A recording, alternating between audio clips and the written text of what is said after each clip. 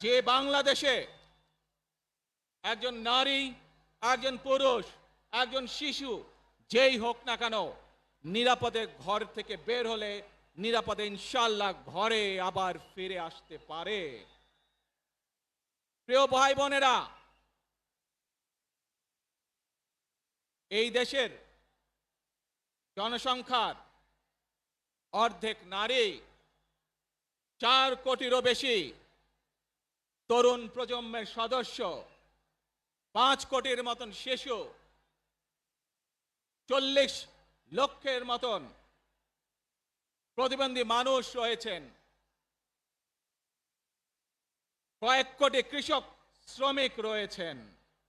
এই মানুষগুলোর একটি প্রত্যাশা আছে এই রাষ্ট্রের কাছে, এই মানুষগুলোর একটি আকাঙ্ক্ষা আছে এই দেশের কাছে।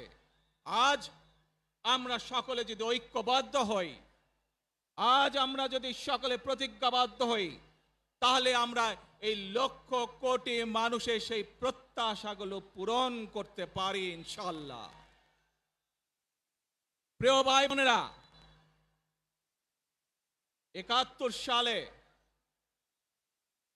আমাদের শহীদরা নিজের জীবন উৎসর্গ করেছিলেন এই রকম একটি বাংলাদেশ গঠনের জন্য।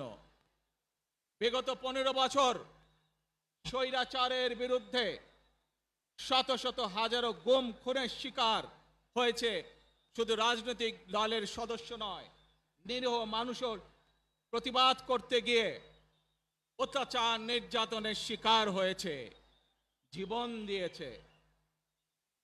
2024 সাল মাত্র সেদিনের ঘটনা। কিভাবে আমরা দেখেছি আমাদের তরুণ প্রজন্মের সদস্যরা কিভাবে নিজের জীবন উৎসর্গ করেছে দেশের এই স্বাধীনতা এবং সার্বভৌমত্বকে রক্ষা করার জন্য। প্রিয় ভাই বোনেরা, কয়েকদিন আগে এই বাংলাদেশের 24-এর আন্দোলনের এক সাহসী প্রজন্মের এক সাহসী সদস্য ওসমান হাদিকে হত্যা করা হয়েছে, ওসমান হাদি শহীদ হয়েছে। প্রিয় ভাই বোনেরা, ওসমান হাদি চেয়েছিল এই দেশের মানুষের জন্য গণতন্ত্র প্রতিষ্ঠিত হোক, এই দেশের মানুষের গণতান্ত্রিক অধিকার প্রতিষ্ঠিত হোক, এই দেশের মানুষ তাদের গণতান্ত্রিক এবং অর্থনৈতিক অধিকার ফিরে পাক। আজ 24-এর আন্দোলনে যারা শহীদ হয়েছেন, ওসমান হাদি সহ 71-এ যারা শহীদ হয়েছেন, বিগত স্বৈরাচারের সময় বিভিন্নভাবে খুন গুমের শিকার হয়েছেন, এই মানুষগুলোর রক্তের ঋণ যদি শোধ করতে হয়, আসুন আমরা আমাদের সেই প্রত্যাশিত বাংলাদেশ গড়ে তুলব, যেখানে আমরা সকলে মিলে কাজ করব, যেখানে আমরা সকলে মিলে আমাদের প্রত্যাশিত বাংলাদেশকে গড়ে তুলব। প্রিয় ভাই বোনেরা, বিভিন্ন আধিপত্যবাদ শক্তির গুপ্তচরেরা বিভিন্নভাবে ষড়যন্ত্রে এখন লিপ্ত রয়েছে। আমাদেরকে ধৈর্যশীল হতে হবে, আমাদেরকে ধৈর্য ধারণ করতে হবে। বিশেষ করে তরুণ প্রজন্মের যে সদস্যরা আছেন, আপনারাই আগামী দিন দেশকে নেতৃত্ব দিবেন, দেশকে গড়ে তুলবেন। এই দায়িত্ব তরুণ প্রজন্মের সদস্যদেরকে আজ গ্রহণ করতে হবে, যাতে করে এই দেশকে আমরা সুন্দরভাবে গড়ে তুলতে পারি। শক্ত ভিত্তির উপরে, গণতান্ত্রিক ভিত্তি, শক্তিশালী অর্থনৈতিক ভিত্তির উপরে যাতে এই দেশকে আমরা গড়ে তুলতে পারি। প্রিয় ভাই বোনেরা, আমার সাথে আজকে মঞ্চে এখানে বহু জাতীয় নেতৃবৃন্দ বসে আছেন। আসুন আজকে আমরা দুহাত তুলে আল্লাহর দরবারে দোয়া করে আল্লাহর রহমত আমরা চাই। যে সকল জাতীয় নেতৃবৃন্দ এই মঞ্চে আছেন, মঞ্চের বাইরে যে সকল জাতীয় আরো নেতৃবৃন্দ আছেন, আমরা সকলে মিলে এই দেশকে নেতৃত্ব দিয়ে আমাদের বাংলাদেশের জনগণের প্রত্যাশিত সেই বাংলাদেশকে আমরা গড়ে তুলতে চাই। আমাদেরকে যে কোনো মূল্যে আমাদেরকে এই দেশের শান্তি শৃঙ্খলা রক্ষা করতে হবে। যে কোনো উস্কানির মুখে আমাদেরকে ধীর শান্ত থাকতে হবে। প্রিয় ভাই বোনেরা, আমরা দেশে শান্তি চাই, আমরা দেশে শান্তি চাই, আমরা দেশে শান্তি চাই। প্রিয় ভাই বোনেরা, মার্টিন লুথার কিং নাম শুনেছেন না আপনারা? নাম শুনেছেন তো আপনারা? মার্টিন লুথার কিং, তার একটি বিখ্যাত ডায়লগ আছে, আই হ্যাভ এ ড্রিম। আজ এই বাংলাদেশের মাটিতে দাঁড়িয়ে আপনাদের সকলের সামনে আমি বলতে চাই, বাংলাদেশ জাতীয়তাবাদী দলের একজন সদস্য হিসাবে আপনাদের সামনে আমি বলতে চাই, I have a plan for the people of my country, for my country.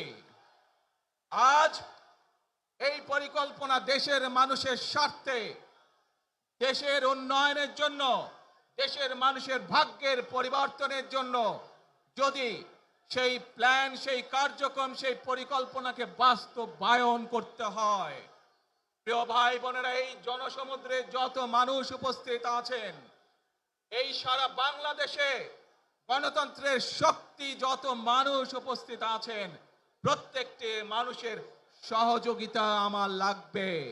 প্রত্যেকটি মানুষের সহযোগিতা আমাদের লাগবে। আপনারা যদি আমাদের পাশে থাকেন, আপনারা যদি আমাদেরকে সহযোগিতা করেন, ইনশাআল্লাহ আমরা আই হ্যাভ এ প্ল্যান বাস্তবায়ন করতে সক্ষম হব। আসুন আমরা আল্লাহ রব্বুল আলামিনের দরবারে হাত তুলে প্রার্থনা করি, আমরা যেন, হে রব্বুল আলামিন, হে একমাত্র মালিক, হে একমাত্র পরওয়ারদিগার, হে একমাত্র রহমত দানকারী, হে একমাত্র সাহায্যকারী, আজ আপনি যদি আমাদেরকে রহমত দেন, তাহলে আমরা এই দেশের মানুষ কঠোর পরিশ্রম করার মাধ্যমে আমাদের প্রত্যাশিত বাংলাদেশকে গড়ে তুলতে পারবো। আজ যদি আল্লাহর রহমত এই দেশ এবং এই দেশের মানুষের পক্ষে থাকে, আল্লাহর সাহায্য, আল্লাহর দয়া এই দেশের মানুষের উপরে, এই দেশের উপরে থাকে, ইনশাআল্লাহ আমরা আমাদের প্রত্যাশিত বাংলাদেশ গড়ে তুলতে সক্ষম হব। প্রিয় ভাই বোনেরা, আজ আসুন আমরা সকলে মিলে প্রতিজ্ঞা করি, আমরা সকলে মিলে প্রতিজ্ঞা করি যে ইনশাআল্লাহ আগামী দিনে দেশ পরিচালনার দায়িত্বে যারা আসবে, আমরা সকলে নবী করিম সাল্লাল্লাহু আলাইহি সাল্লামের যে ন্যায়পরায়ণতা, সেই ন্যায়পরায়ণতার আলোকে আমরা দেশ পরিচালনার সর্বোচ্চ চেষ্টা করব। প্রিয় ভাই বোনেরা, আজ আপনারা জানেন, এখান থেকে আমি আমার মা দেশনেত্রী খালেদা জিয়ার কাছে যাব। একটি মানুষ, যে মানুষটি এই দেশের মাটি, এই দেশের মানুষকে নিজের জীবনের থেকেও বেশি ভালোবেসেছেন, তার সাথে কি হয়েছে আপনারা প্রত্যেকটি মানুষ সে সম্পর্কে অবগত আছেন।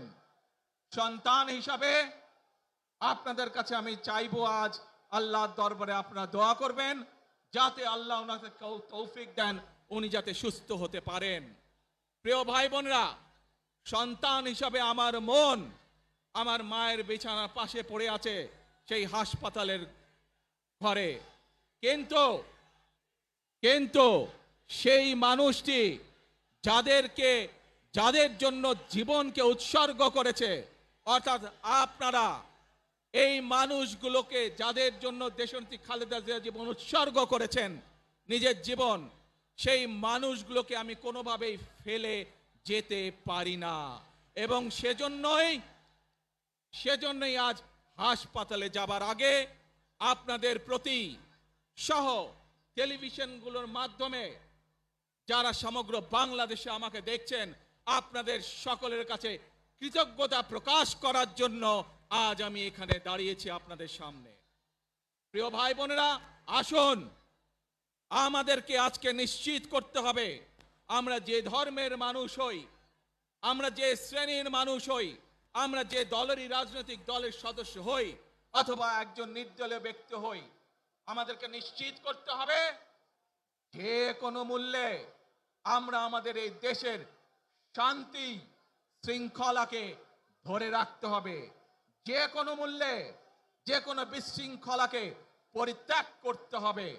যে কোনো মূল্যে আমাদেরকে নিশ্চিত করতে হবে যাতে মানুষ নিরাপদ থাকতে পারে। শিশু হোক, নারী হোক, পুরুষ হোক, যে কোনো বয়স, যে কোনো শ্রেণী, যে কোনো পেশা, যে কোনো ধর্মের মানুষ যেন নিরাপদ থাকে, এই হোক আমাদের চাওয়া আজকে। প্রিয় ভাই বোনেরা, আসুন, প্রিয় ভাই বোনেরা, সবাই মিলে আজ আমরা প্রতিজ্ঞাবদ্ধ হই, সবাই মিলে করব কাজ। এ জোরে আরো, সবাই মিলে করব কাজ, কর্মমোদের বাংলাদেশ। ইনশাআল্লাহ আপনাদের সকলের কাছে দোয়া আছে, আবারও সকলকে যে কোনো মূল্যে দেশে শান্তি শৃঙ্খলা রক্ষার আহ্বান জানিয়ে যে কোনো বিশৃঙ্খলাকে পরিহার করে ধৈর্যের সাথে মোকাবেলা করার আহ্বান জানিয়ে আমার বক্তব্য শেষ করছি।